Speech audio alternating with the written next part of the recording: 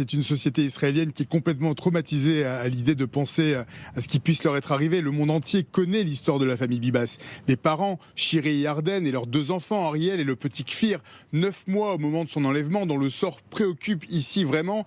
Daniel Hagari, le porte-parole de l'armée israélienne, a envoyé certains signaux samedi dernier pour préparer la population que Shiri et les enfants puissent ne pas revenir vivants. Leur enlèvement avait été immortalisé par les caméras embarquées du Hamas dans leur kibbutz de Nir Oz. Je suis retourné dans leur maison calcinée où les parents de Shiri ont péri dans les flammes. Leur chien a également été tué par les terroristes et le petit Kfir, le plus jeune otage du monde, est devenu le symbole, le visage avec sa chevelure rouquine de l'horreur ultime, kidnapper un nourrisson.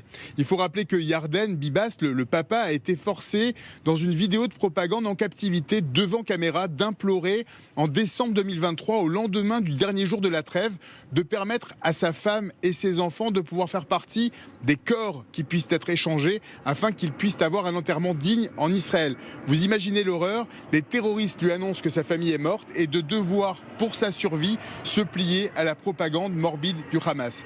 Quelques jours plus tard, une autre vidéo de propagande annonçait que Yarden puisse avoir été tué. Il n'en était rien. Ce n'est pas la première fois que le Hamas annonce que des otages sont morts et qu'ils sont rentrés vivants en Israël. Et Israël n'a jamais officiellement confirmé leur statut. C'est pour cette raison que la famille Bibas continue de garder tout de même un mince espoir concernant Kfir, Ariel et Shiri tant qu'il n'y a pas de certitude sur leur sort. Mais ici en Israël, cette hypothèse de le revoir en vie s'amoindrit chaque jour. Je vous rappelle que cette trêve devait libérer les femmes et les enfants vivants d'abord. Le fait que ce sont 3 hommes qui rentrent aujourd'hui laisse peu de questions sur le sort du reste de la famille Bibas et c'est tout un pays qui en est traumatisé.